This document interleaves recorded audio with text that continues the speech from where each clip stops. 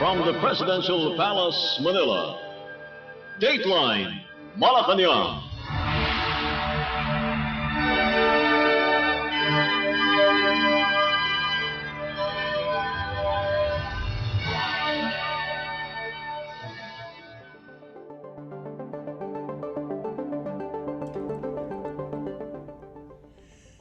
Good day. Radio Pilipinas World Service can also be heard on shortwave broadcast through the shortwave facilities of the United States Agency for Global Media or Voice of America on the following shortwave frequencies: 15.640 MHz, 17.750 MHz, and 21.720 MHz. I'm your host, Leo Magpayo, and this is Dateline Malacañang. Philippine President Ferdinand R. Marcos Jr. on Thursday reminded young Filipinos that education is a right, not a privilege, as he urged students to maximize government support aimed at helping them finish school. Speaking before presidential scholars at the Obando Central School in Bulacan Province, the president said the government is duty-bound to ensure that every youth who wants an education has access to schools, learning opportunities, and financial aid. President Marcos emphasized that under the Bawat Bayan Makikinabang program, each of Obando's 11 barangays or villages will receive 200,000 pesos in assistance, with half or 100,000 earmarked for scholarships. 55 scholars from the town are set to receive 20,000 pesos each through the Socio-Civic Projects Fund. The chief executive again instructed barangay officials to prioritize students who are close to graduating but are at risk of dropping out due to financial hardship. He noted that with more than 42,000 barangays nationwide, the initiative could support over 210,000 students across the country. President Marcos also underscored that education remains one of the most valuable assets a person can have, a treasure, he said, that cannot be taken away and can uplift both individuals and their families. He challenged scholars to study hard and prepare for future roles as teachers, professionals, entrepreneurs, and public servants. Launched on February 23rd, the Bawat Bayan Makikinabang program has since expanded to several provinces and major cities, including Eastern Visayas, Cagayan, Muntinlupa, Las Piñas, Parañaque, Pasay, Makati, and Manila. More than 8,700 barangays have benefited so far. Hanapin ninyo yung mga malapit ng magtapos pero namimiligro yung pagtatapos nila dahil may kulang sa pambayad, kailangan magtrabaho, kung ano man. Basta't makatulong. So, bawat isa sa inyo makakatanggap ng 20,000. Yun ang pampatulong sa inyo para sa inyong scholarship. At lagi kong sinasabi sa ating mga presidential scholar na nakikita ko ay dapat mapakinabangan ninyo na mabuti ito. Yung 20,000 na yan at gamitin ninyo sa mabuti para matulungan ng pag-aaral ninyo, matulungan ng pag-edukasyon ninyo at sa ganung paraan ay makakatulong tayo ng napakarami dahil ang barangay sa Pilipinas, more than 42,000. Kaya kung kada barangay makakakuha tayo ng 5, more than 200 to 210 plus thousand ang natutulungan natin. Para sa akin, napakahalaga nito. Dahil para sa akin, lagi kong sinasabi, ay ang edukasyon, para sa pamahalaan, ang edukasyon ay hindi pribilehyo. Ito'y karapatan ng bawat na ating kabataan na kailangan ng pamahalaan ay asikasuhin at tiyakin na maganda ang sektor ng edukasyon. Ang isang edukasyon, ang kayamanan ay kayamanan yan. Hindi na makukuha sa iyo yan, hindi niya malulusaw yan, hindi maaagaw yan, hindi mananakaw yan. Habang buhay kayo, nandyan, nasa sa inyo yan at magagamit ninyo para pagandahin ang inyong mga buhay, para pagandahin ang buhay ng mga pamilya ninyo at saka yung mga community ninyo. Kaya mag-aral kayo na mabuti, study hard, work hard, at makikita natin napakaganda ang magiging tulong ng magandang edukasyon para sa inyong lahat. That was Philippine President Ferdinand R. Marcos Jr. Dateline Malacañang. Philippine President Ferdinand R. Marcos Jr. on Thursday brought the administration's Bawat Bayan Makikinabang program to Obando, Bulacan, delivering rice aid, financial support, and a signal that funding for local government assistance may increase next year. Speaking before residents at Obando Central School, the president oversaw the distribution of 10-kilo rice packs to around 2,000 beneficiaries, while 11 barangays or villages each received 200,000 pesos in support for education and community development. Under the allocation, 100,000 pesos per barangay is dedicated to scholarships, enabling 55 presidential scholars in the town to receive 20,000 pesos each to help keep them in school. President Marcos said the initiatives reflects the administration's push to bring national services directly to communities by working closely with local government units or LGUs. He emphasized that the assistance is funded through the Local Government Support Fund or LGSF, which he said is now being maximized to speed up service delivery. Under the rice subsidy program, qualified beneficiaries will continue receiving 10 kilos of rice every 2 months or 6 cycles per year. President Marcos also highlighted the Socio-Civic Development Program, which provides barangays with 200,000 pesos and gives local officials flexibility to determine how part of the funds can address urgent community needs. For the scholarship component, barangays were instructed to prioritize students at risk of dropping out due to financial hardship. President Marcos reiterated that education remains a core priority, calling it a right the government must actively support.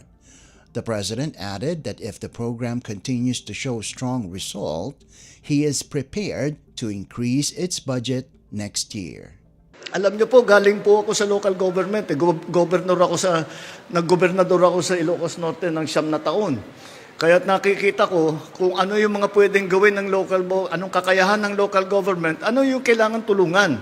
Kaya't yan po ang aming ginawa, nagbaba po kami ng pondo, binigay po natin sa mga probinsya, sa mga lungsod, sa mga bayan. At ito po, ang naging bunga niyan ay itong rice subsidy na binibigay natin. Hiningi natin sa ating mga local government official, mga barangay chairman, isang mga mayor, at hiningi natin ang listahan ng mga tao na nangangailangan ng tulong. At yan ang ginagamit po naming listahan. Dahil alam po natin na kung ang national government lang ang nagtatrabaho sa programa, medyo may katagalan bago mo bumaba. Kaya nga, dahil galing naman ako sa local government, sabi ko, ba't di tayo magpatulong sa mga local government? Dahil sila, kung kami pupunta, magse-survey pa kami, magpapadala kami ng tao, bawat lugar, kung sino ba dito ang nangangailangan. Alam ko naman, sa local government, mga mayor, mga barangay chairman, barangay official, nasa inyo na yung listahan yan. Araw-araw yung tinitingnan yung listahan na yan Kaya sabi ko, doon na lang natin kunin. Huwag na tayong, kung baga sa English, do not reinvent the wheel. Huwag na natin ulitin yung kanilang ginawang trabaho. Kaya ang ginawa naman namin, kumuha kami doon sa pondong yun para sa barangay. Bawat barangay ay binigyan natin ng 200,000 piso. Yun lang, ang hiningi lang natin ay sa ating mga barangay official ay yung 100,000 doon gamitin natin para tumulong sa mga presidential scholars. Sila tawag ngayon, yung nandun kanina, ang tawag ngayon sa kanila mga presidential scholar. Dahil sila ang scholar na nanggaling sa Office of the President. Kaya yun lang ang hiningi namin sa ating mga barangay chairman, yung 100,000, maghanap ng 5 na scholar sa kada barangay. 5 scholar bawat barangay. At sa 100,000, 5 scholar, 20,000 piso ang ibibigay natin sa bawat scholar. Yun po ang aming, yung natira, yung isa pang kalahati na 100,000, nasa sa inyo na yun.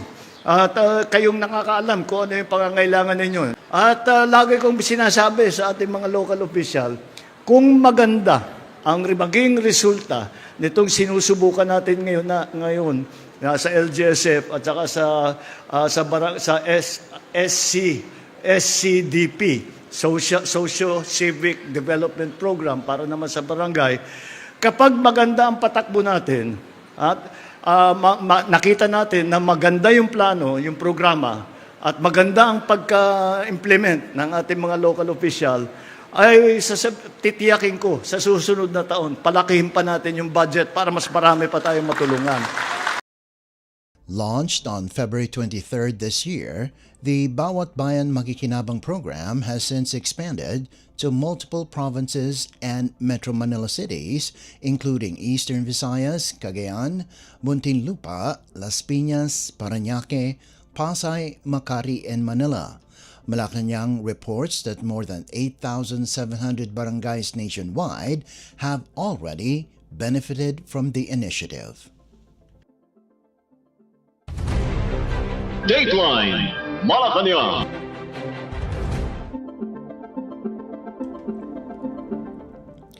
Philippine President Ferdinand R. Marcos Jr. said the government will enforce tighter monitoring of landfill sites throughout the dry season, following the Navotas sanitary landfill fire that sent smoke across parts of Malabon and Obando in Bulacan Province.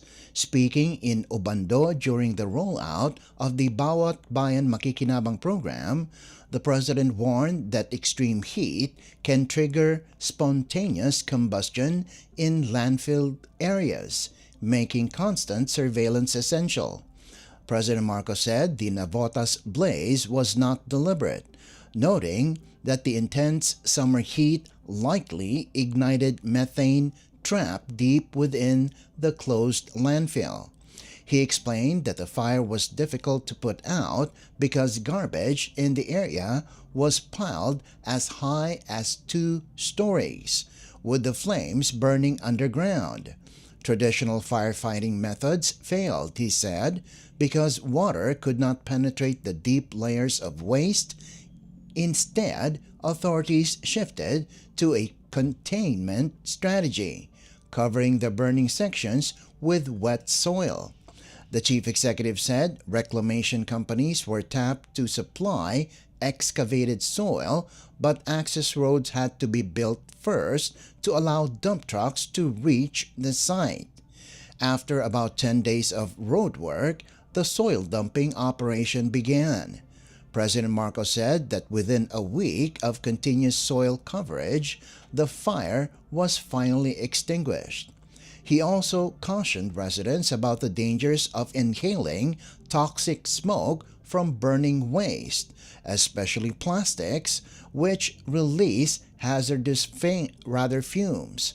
He expressed hope that no major health issues resulted from the incident. The president earlier announced on May 10th that the Navotas landfill fire, traced to methane buildup from decomposing waste, had been fully put out after extensive efforts by government agencies, local authorities, and private partners.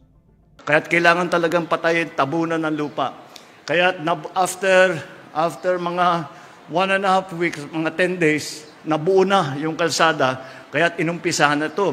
Yung mga kaibigan natin sa mga kumpanya na nagre-reclaim, ay nagpatulong kami. Sabi namin yun na nga, yung mga hinuhukay ninyo, sa amin nyo nadalhin yan, at para may tambak namin doon sa may apoy.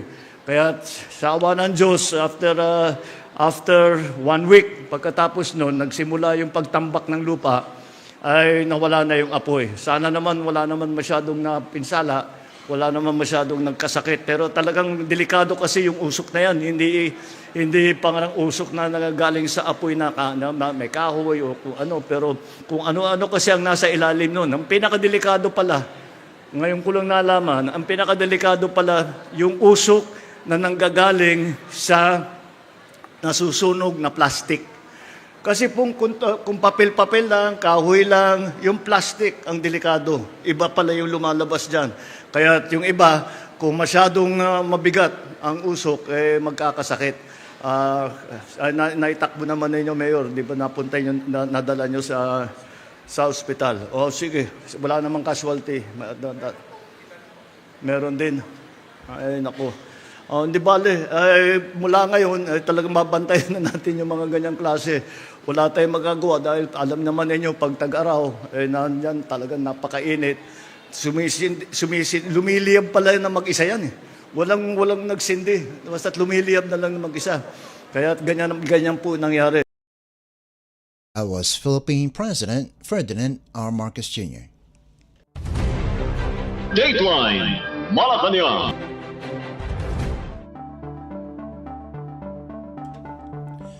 Philippine President Ferdinand R. Marcos Jr. on Thursday led the kickoff of Brigada Eskwela and the Department of Education or DepEd's yakap at Kalinga Health Caravan at Ubando Central School in Obando, Bulacan Province. The annual activity mobilized teachers, parents, volunteers, and local officials for classroom cleanup, minor repairs, and facility inspections as schools prepare for the opening of classes in June. Brigada Eskwela aims to ensure clean, safe, and ready learning spaces ahead of the new school year. According to DepEd's official calendar for school year 2026 to 2027, classes will open on June 8, 2026 and end on April 8, 2027. President Marcos also witnessed the rollout of DepEd's Yakap at Kalinga Medical Mission, which provided basic health services, laboratory tests, and free medicines to teachers and learners. The program is designed to strengthen school-based health support and promote the welfare of educators, school personnel, and students. The President's visit underscored the government's push to integrate health and education services, particularly in local communities, to better support learners and those who serve in public schools. Dateline Malacañang.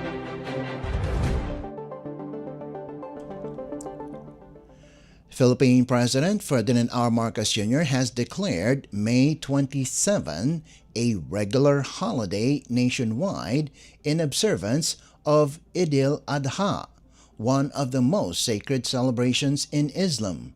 The declaration, issued through Proclamation No. 1264, allows Muslim Filipinos across the country to mark the Feast of Sacrifice, which the Bangsamoro Darul Ifta has set for Wednesday, May 27th, based on the start of the 1447 Hijra Islamic lunar calendar. The move follows the recommendation of the National Commission on Muslim Filipinos.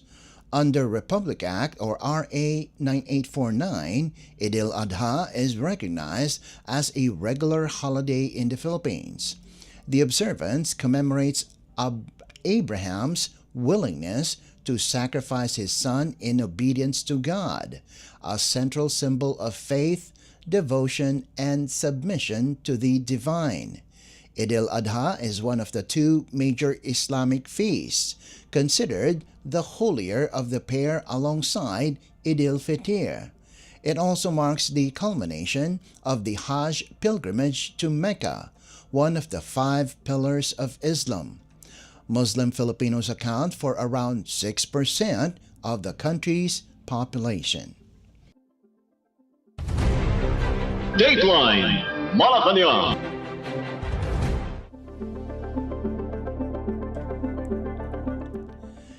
Japanese Ambassador to the Philippines, Endo Kazuya, and Madame Endo Akiko warmly welcomed First Lady Liza Araneta Marcos and President Ferdinand R. Marcos Jr. into their home just days before the President's state visit to Tokyo. The First Lady expressed her gratitude to the ambassador and his wife for their hospitality during the courtesy visit, which was also attended by presidential son Vincent Marcos. According to the First Lady, the gathering was marked by warm conversations and a memorable culinary surprise, a Japanese rendition of sinigang, which she said left a lasting impression. The First Lady also thanked Ambassador Endo and Madame Akiko for their kindness as the Marcoses prepare for next week's state visit. President Marcos is set to travel to Tokyo from May 26 to 29, where he is expected to discuss security and energy cooperation with Japanese Prime Minister Takaichi Sanai. Dateline Malacañang.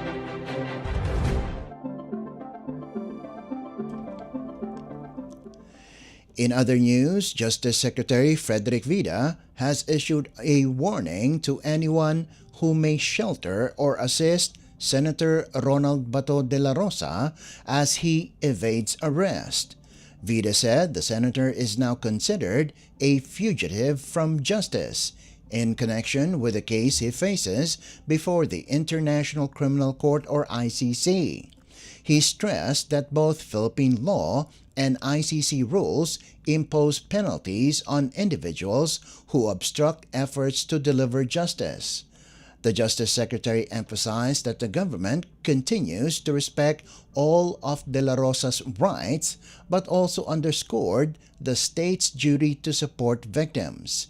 Vida noted that while some of the alleged victims are already deceased, the government remains committed to pursuing justice on their behalf. Senator Bato is a fugitive from justice, and he should be brought to the ICC to face the charges before him. Those who might be aiding or abetting or helping Senator Bato evade the law, there are consequences. Alam natin na sa panuntunan ng rule of law may pananagutan.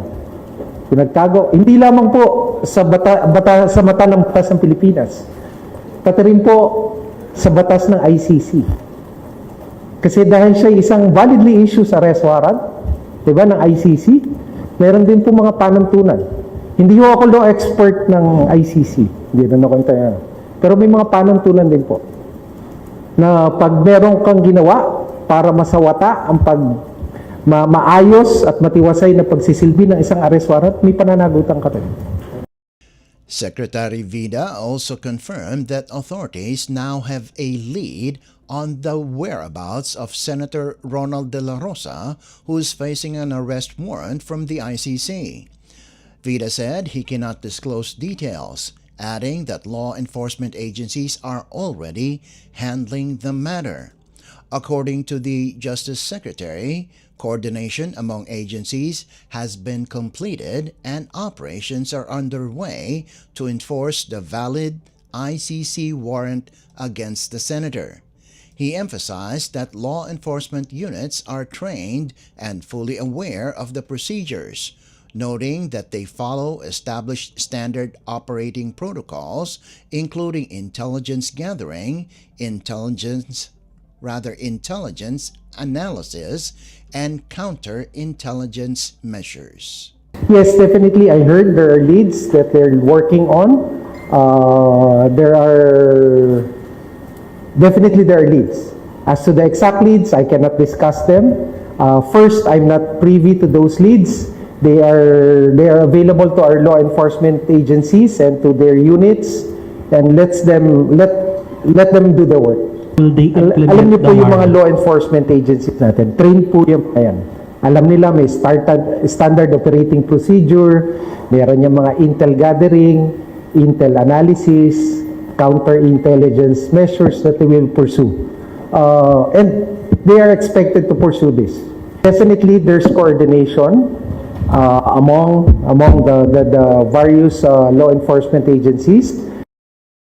Was Justice Secretary Frederick Vida. Dateline Malacañang.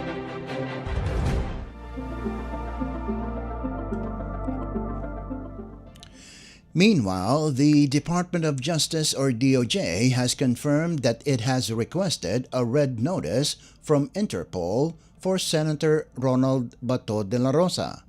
Justice spokesperson Polo Martinez said the red notice is one of the legal remedies available to the government to support international law enforcement cooperation. A red notice alerts authorities in all member countries that an individual is being sought by a state or an international tribunal. Martinez explained that while the senator is already under an immigration lookout bulletin order, a precautionary hold departure order cannot be issued because De La Rosa has no pending case in the Philippines. Earlier, Justice Secretary Frederick Vida announced that the DOJ has directed the National Bureau of Investigation or NBI and the Philippine National Police or PNP to enforce the International Criminal Court's arrest warrant against the senator. The DOJ and law enforcement agencies have already developed leads on De La Rosa's whereabouts, but officials said they cannot disclose details at this time.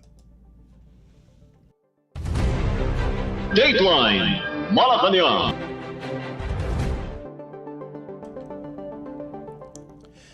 Moving on, recent rains in parts of the country have failed to raise water levels in major reservoirs, and 6 dams are now in critically low condition.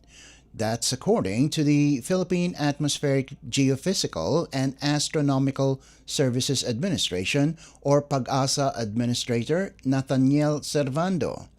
Servando said the lack of sufficient rainfall in recent weeks is the main reason for the continued drop in water levels. The rains experienced lately, he noted, were localized thunderstorms and not enough to replenish major dams. He confirmed that the ongoing warm and dry season is driving the decline. 4 dams are currently below their rule curves: Angat, Ambuclao, San Roque, and Pantambangan. Servando added that La Mesa and Ipo should also be considered in critical status because they are interconnected with Angat, bringing the total to 6 dams. As of Friday, PAGASA recorded the following water levels: Angat at 176.37 meters. Normal level is at 210 meters. Ambuclao 740.37 meters. Normal at 752 meters. San Roque 226.28 meters. Normal level is at 280 meters. Pantabangan 187.7 meters. Normal level is at 221 meters. La Mesa at 79.83 meters. Normal is 80.15 meters. Ipo 100.35 meters. Normal is 101.1 meters.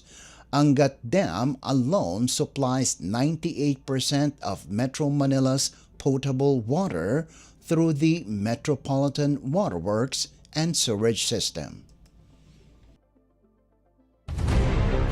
Dateline Malacañang.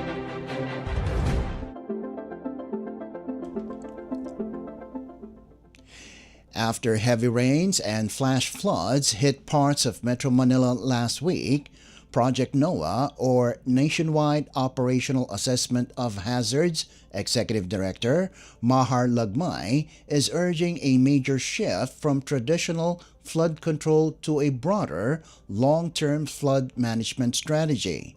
In an interview, Lagmay said flooding continues to worsen due to rapid urbanization, inadequate drainage, clogged waterways, and heavier rainfall driven by climate change. Lagmay stressed that flooding cannot be eliminated, especially in Metro Manila, but it can be reduced and better managed. He explained that widespread concrete development has reduced the ground's ability to absorb rainwater, causing faster runoff that overwhelms drainage systems. Many flood control structures, he added, were designed decades ago and are no longer suited for today's rainfall patterns.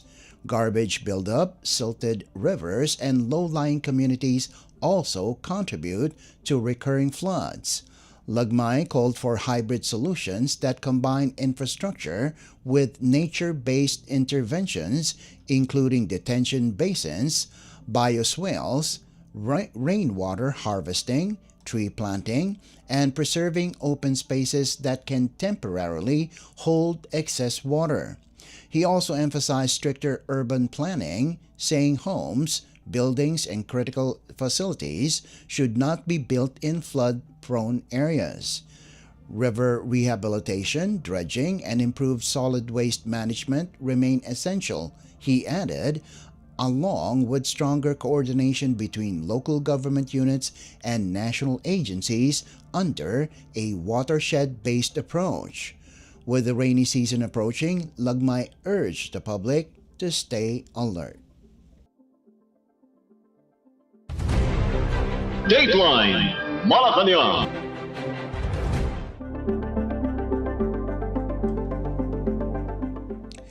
And finally, the Visayas grid is once again running on the reserves today, with the National Grid Corporation of the Philippines, or NGCP, placing the region under a yellow alert for several hours this afternoon and evening.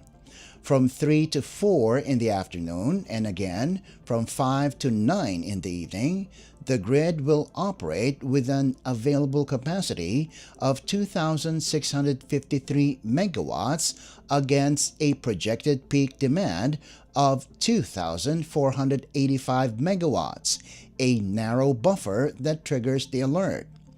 Behind the tight supply is a long list of power plants that remain offline.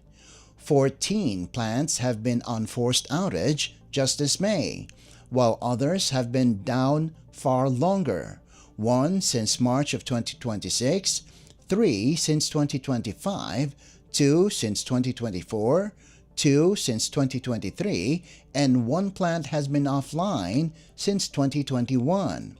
Another 12 plants are running on reduced output, bringing the total unavailable capacity to 885.3 megawatts.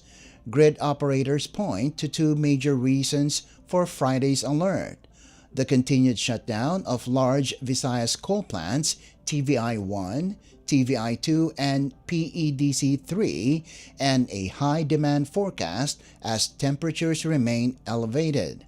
A yellow alert means the grid's operating margin is not enough to cover contingency requirements, leaving the system vulnerable if another major plant trips.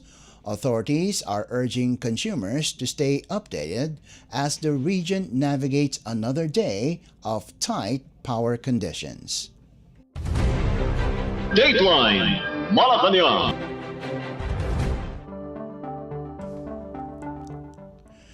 Before we conclude our program, Radyo Pilipinas World Service of the Presidential Broadcast Service can be heard over the following shortwave frequencies: 15.640 MHz, 17.750 MHz, and 21.720 MHz.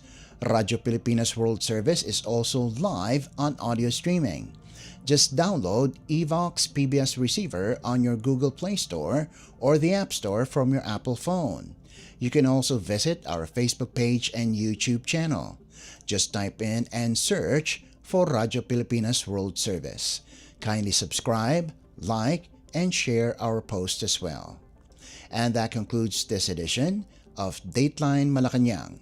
For Radyo Pilipinas World Service, this is Leo Magpayo. Good day and stay safe. From the Presidential Palace, Manila, Dateline Malacañang.